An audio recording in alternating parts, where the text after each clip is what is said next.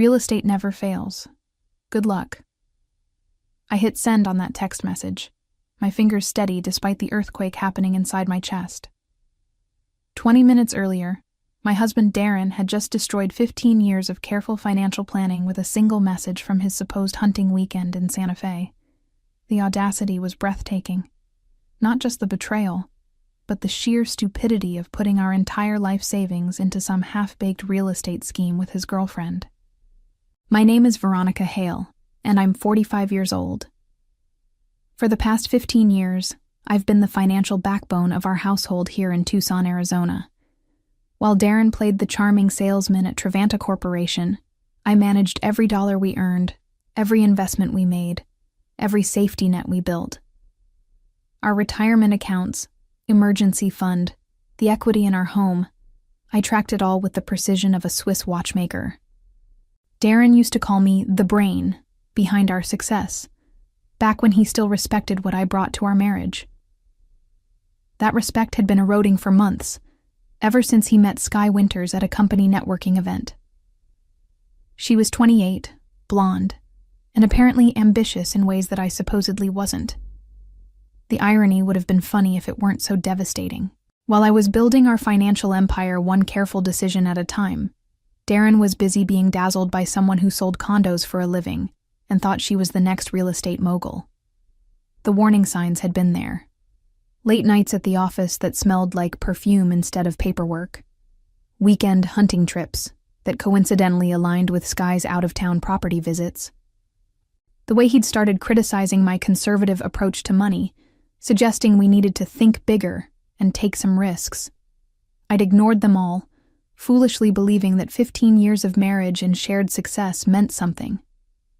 Now, staring at his text message on my phone screen, I realized just how naive I'd been. Moved our savings to Sky's real estate venture. She's ambitious, unlike you.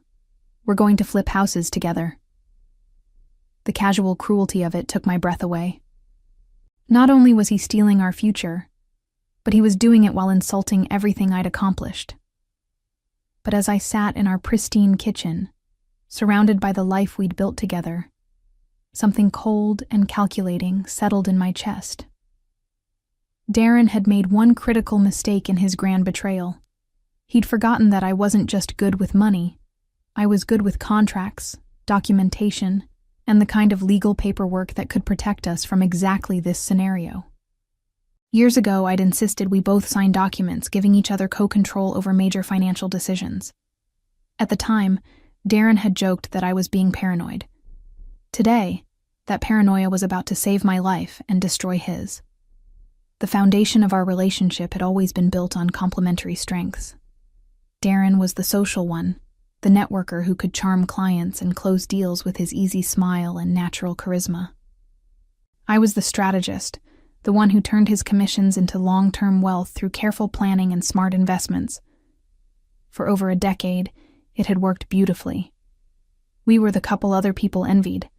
Financially secure, professionally successful, seemingly unshakable. I'd met Darren when I was 30, fresh out of a master's program in finance and ready to build something meaningful.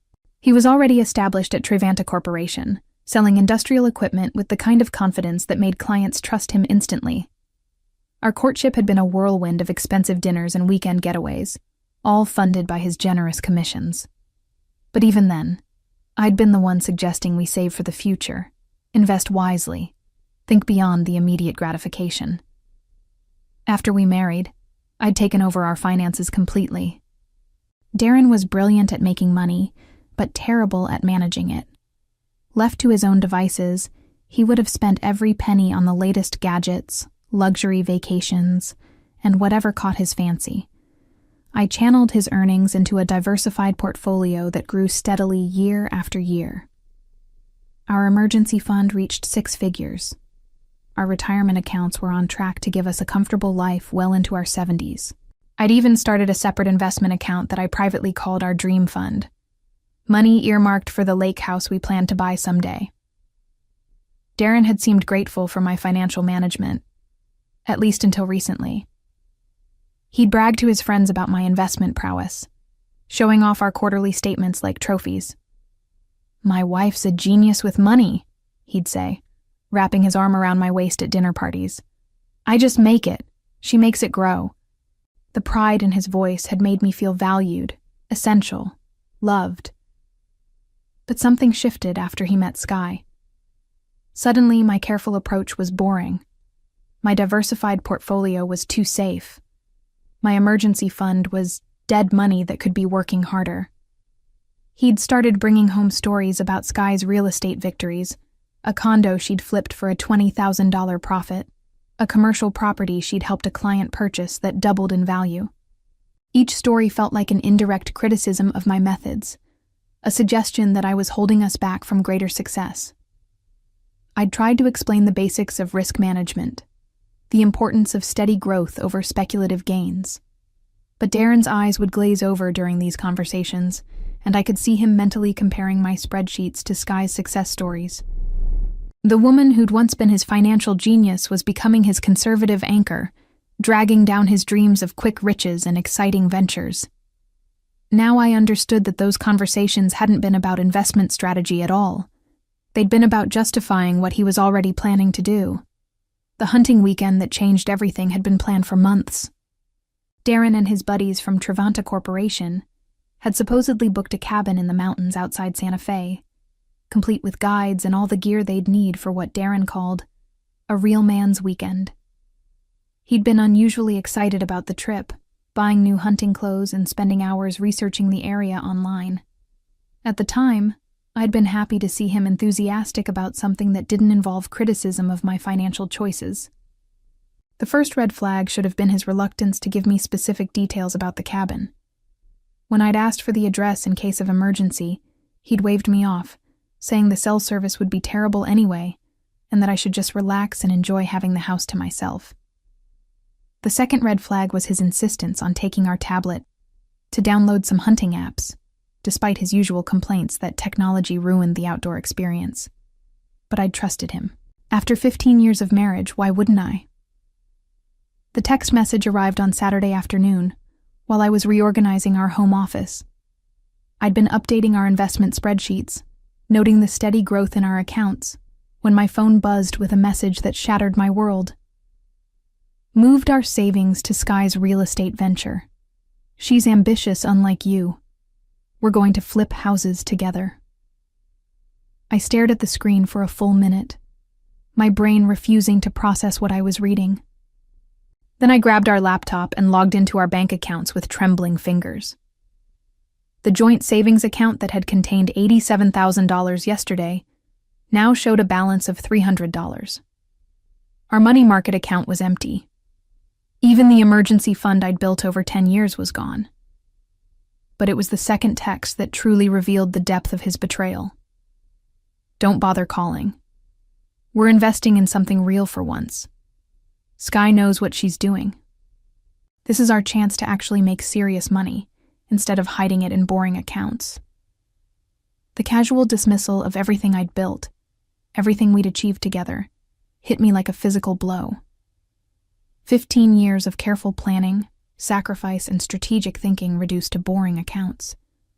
The woman who'd turned his sporadic commissions into genuine wealth was apparently just dead weight holding back his entrepreneurial spirit. I walked to our kitchen window and looked out at our neighborhood.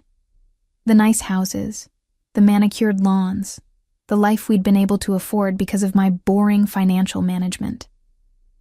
Then I thought about Sky Winters, with her flashy social media posts about luxury properties, and her apparent ability to convince my husband that throwing our life savings at her untested business venture was somehow a smart investment. That's when the shock began to crystallize into something much more dangerous. Cold, calculated fury. Darren had made the biggest mistake of his life, and he didn't even know it yet. Because while he was busy playing real estate mogul with his ambitious girlfriend, he'd forgotten one crucial detail about his boring conservative wife. I wasn't just good with money. I was excellent with revenge. My first instinct was to call Darren immediately and demand he reverse whatever insane transaction he'd just made. But something stopped me. A voice in my head that sounded suspiciously like my mother. who'd always warned me that the first move in any crisis should be to gather information, not react emotionally. So instead of picking up the phone, I opened my laptop and began documenting everything. I took screenshots of our emptied accounts, saved copies of Darren's text messages, and pulled up our banking history to trace exactly when and how the transfers had occurred. What I discovered made my blood run cold. The transactions hadn't happened today during his supposed hunting trip. They'd been executed on Thursday afternoon, just hours before he'd left for Santa Fe with his overnight bag and hunting gear. He'd drained our accounts and then lied to my face about going hunting with his friends. But the real revelation came when I dug deeper into the transfer details. The money hadn't gone to any legitimate real estate investment company. It had been wired directly to a personal account belonging to Sky Winters. Not her business account, not a corporate investment fund, her personal checking account, which meant this wasn't even a real business venture. It was either a personal loan to his girlfriend, or, more likely, his way of funding their new life together while leaving me with nothing. The level of premeditation was staggering. This wasn't a spur-of-the-moment decision made during a romantic weekend. Darren had been planning this for weeks, maybe months. While I'd been updating our investment spreadsheets and planning our financial future, he'd been systematically preparing to steal everything we'd built together. My hands were shaking as I picked up my phone to call our bank. The customer service representative was sympathetic but clear. Since both names were on the accounts and Darren had proper authorization, the transfers were technically legal. They couldn't reverse them without his consent or a court order. The woman suggested I contact a lawyer immediately if I suspected fraud or financial abuse. A lawyer. The word echoed in my mind as I hung up the phone. 6 months ago, after hearing one too many stories about friends getting blindsided by cheating spouses, I'd done something that Darren had mocked as paranoid. I'd consulted with Judith Brennan, one of the most ruthless divorce attorneys in Tucson. Not because I suspected anything, but because I believed in being prepared for every possible scenario. Darren had laughed when I'd told him about the consultation fee, calling it a waste of money and joking that I was already planning our divorce. Today, that consultation was about to become the best investment I'd ever made. I'd kept Judith's card in my home office filing cabinet, tucked away behind our tax documents where Darren would never think to look. As I pulled it out, I remembered her words from that initial meeting. The key to surviving financial infidelity is moving faster than the cheating spouse expects. Most betrayed partners waste crucial time trying to understand why it happened or hoping for reconciliation. The smart ones protect themselves first and process emotions later. My phone call to Judith was brief and to the point. This is Veronica Hale. We met 6 months ago for a consultation. My husband just stole our life savings and transferred it to his girlfriend. I want to go nuclear. Her response was immediate and reassuring. I remember you. How much money are we talking about? $87,000 in savings, plus whatever he can access from our other accounts. Maybe $150,000 total. When did the transfers occur? Thursday afternoon. He's currently in Santa Fe with his girlfriend, pretending to be on a hunting trip. Perfect. We'll have restraining orders on the remaining accounts by Monday morning. Can you be in my office in an hour? As I grabbed my purse and car keys, I felt something I hadn't experienced in months. Hope. Judith Brennan's office was exactly what I'd remembered from my consultation 6 months earlier. Impressive, but not flashy, with the kind of understated elegance that suggested competence rather than desperation for clients. Floor-to-ceiling law books lined the walls, and her desk was organized with the precision of someone who'd built a career on attention to detail. She was waiting for me when I arrived, having apparently cleared her Saturday afternoon schedule for what she'd already identified as a priority case. "Show me everything," she said without preamble, gesturing to the chair across from her desk. I handed over my phone with Darren's text messages and opened my laptop to display the banking records I'd compiled. Judith's expression remained neutral as she reviewed the evidence, but I caught the slight tightening around her eyes that suggested she'd seen this type of betrayal before and knew exactly how to respond to it. "Your husband made several critical mistakes," she said, after reviewing everything. "First, he documented his intent in writing. These text messages show clear evidence of financial abuse and potentially fraudulent misrepresentation of assets. Second, he transferred marital funds to a third party without your consent, which violates the co-control agreements you signed years ago. And third, he's currently out of state, which gives us a window to act before he can make any additional moves. She pulled out a legal pad and began writing notes with the speed of someone dictating strategy to herself. Here's what we're going to do. Monday morning, I'll file for emergency relief to freeze all remaining joint accounts. We'll also request a temporary restraining order preventing him from accessing any marital assets until a court can review the situation. The fact that he transferred money to his girlfriend's personal account rather than a legitimate business entity works strongly in our favor. But it was her next words that made me sit up straighter. More importantly, we're going to subpoena every financial record related to this so-called real estate venture. If Sky Winters accepted marital funds under false pretenses, if this isn't actually a legitimate business investment, she could be facing civil liability for receiving stolen property. The implications hit me immediately. You mean she could be legally responsible for returning the money? Potentially, yes. And if we can prove she knew the funds were taken without your consent, the penalties become much more severe. Judith's smile was sharp and professional. I've seen this pattern before. Younger women who get involved with married men often don't understand they're making themselves vulnerable to legal action when they accept money that isn't rightfully theirs. She continued outlining our strategy, explaining how we'd document every aspect of Darren's deception, and build a case that would not only protect my remaining assets, but potentially recover what he'd already stolen. The comprehensive approach was exactly what I'd hoped for. Aggressive, thorough, and designed to catch Darren completely off guard. There's one more thing, Judith added, leaning back in her chair. Your husband's hunting trip alibi actually works in our favor. If he's been posting about his weekend on social media while simultaneously claiming he's in the mountains with no cell service, we can use that to demonstrate a pattern of deception. Modern betrayals leave digital footprints that earlier generations couldn't have imagined. As I left her office an hour later, I felt the strangest sensation, relief mixed with anticipation. For months, I'd been watching my marriage deteriorate without understanding why or how to stop it. Now I had a plan, a timeline, and a legal advocate who understood exactly how to turn Darren's betrayal against him. The hunting weekend that was supposed to mark the beginning of his new life with Sky was about to become the biggest mistake he'd ever made. Sunday evening brought the first crack in Darren's carefully constructed narrative. He called just before 8 p.m., his voice artificially cheerful as he described his amazing hunting experience and the huge buck his friend Bradley had supposedly taken down. But I could hear something else underneath the manufactured enthusiasm. Nervous energy, like someone rehearsing a story they weren't entirely confident about. The guys want to stay another day, he said, the words coming a little too quickly. Some opportunity to track this elk that the guides think we can find. I might not be back until Tuesday evening. Of course he wanted to extend his trip.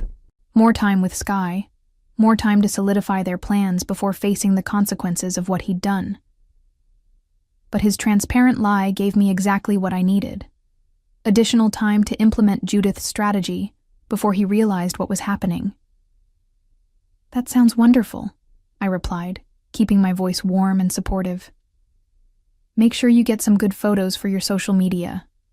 I know how much you enjoy sharing your adventures. The pause that followed told me everything I needed to know. Darren had been so focused on creating his hunting alibi that he'd forgotten about the digital trail he'd been leaving. If he'd really been in the mountains with no cell service, how had he been able to send me detailed text messages about real estate investments? And more importantly, what had he actually been posting online while supposedly disconnected from civilization?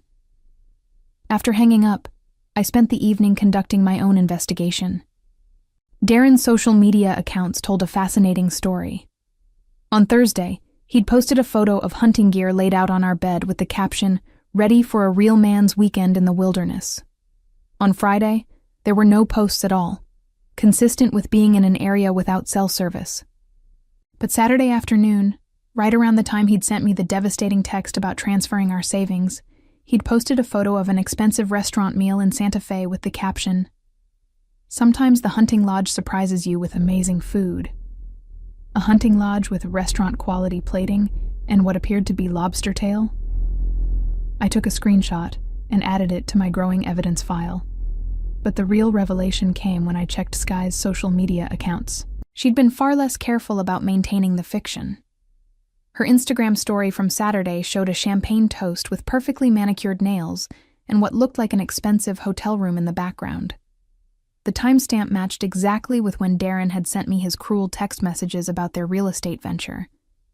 I saved everything: screenshots, timestamps, even the metadata from the photos that would prove where they'd been taken.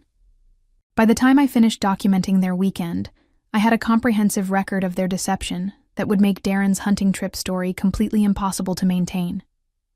Monday morning couldn't come fast enough. I'd spent the weekend moving between fury and calculation, but now I felt something else entirely: the cold satisfaction of having superior information and a better strategy than my opponents. Darren thought he was playing a game where he held all the cards. He'd stolen our money, secured his girlfriend's future, and left me with nothing but broken trust and empty accounts. What he didn't realize was that he'd been playing chess while I'd been preparing for war. At 7 a.m. Monday morning, I was sitting in my car outside Judith's office with a coffee and a folder full of evidence that would turn Darren's triumph into his downfall. My phone buzzed with a text from him. "Miss you, babe. Can't wait to come home and share all the hunting stories." I smiled as I typed my response. "Can't wait to hear every detail. I'm sure it will be fascinating." Within hours, Darren would discover that his boring conservative wife had been far busier during his hunting weekend than he could have possibly imagined. Judith's Monday morning blitz was a masterpiece of legal precision. By 10 a.m., she'd filed emergency motions with the family court requesting immediate freeze orders on all our remaining joint accounts. By noon, she'd served Trevanta Corporation with a subpoena demanding all records related to Darren's recent time-off requests and expense reports. By 2 p.m., she'd filed for a temporary restraining order preventing any further transfers of marital assets. But the real devastation came when she served Sky Winters with a civil lawsuit demanding the immediate return of the $87,000, plus interest and attorney fees. "Your husband's girlfriend just learned that accepting stolen marital funds makes her legally liable for restitution," Judith informed me during our afternoon phone call. "Her real estate venture is about to become very expensive." The speed of Judith's actions caught everyone off guard. Darren was still in Santa Fe, blissfully unaware that his financial world was collapsing. Sky was scrambling to find a lawyer to explain how she'd suddenly become a defendant in a civil lawsuit. And I was discovering that revenge served efficiently was infinitely more satisfying than revenge served hot. The first call came from our bank's fraud department, informing me that suspicious activity flags had been placed on all accounts associated with my Social Security number.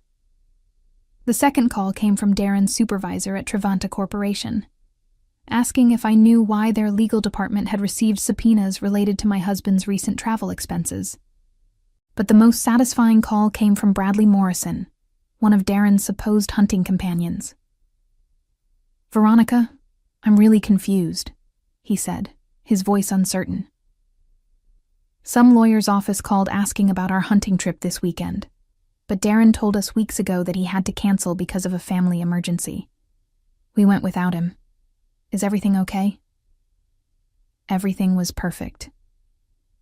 Tuesday afternoon brought the first cracks in Darren's composure. He called from the road, supposedly driving back from his successful hunting expedition, but his voice carried an edge of panic that he couldn't quite hide. "Veronica, did you do something with our bank accounts? I tried to access our checking account for gas money, and it's showing some kind of restriction." I let the silence stretch for a moment before responding with carefully calibrated concern. "That's strange. I haven't touched anything. Maybe you should call the bank when you get home. You know how paranoid they've become about unusual activity." "Unusual activity?" His voice pitched higher. "What kind of unusual activity?" "Oh, I don't know. Maybe large transfers or out-of-state transactions? You know how banks are these days. I paused, then added with perfect innocence. How was the hunting, by the way? Did you get good cell service up in the mountains? Your text messages came through so clearly. The silence that followed told me he was beginning to understand that his weekend of triumph was about to become something very different. When Darren finally arrived home that evening, I was waiting in our living room with a cup of tea and a manila folder. He looked exhausted, and not from hunting. His designer hunting clothes were suspiciously clean for someone who'd supposedly spent 3 days tracking elk through mountain terrain. "We need to talk," he said, dropping his overnight bag by the door. "Yes, we do." I gestured to the chair across from me. "Sit down, Darren. Let's discuss your real estate investment strategy." The color drained from his face as he recognized the legal documents spilling out of my folder. His hunting weekend was officially over, and his education in the consequences of financial betrayal was about to begin. As I reflected on the swift and complete dismantling of his plans, I realized that revenge, when executed with precision and intelligence, was indeed a dish best served cold and efficiently.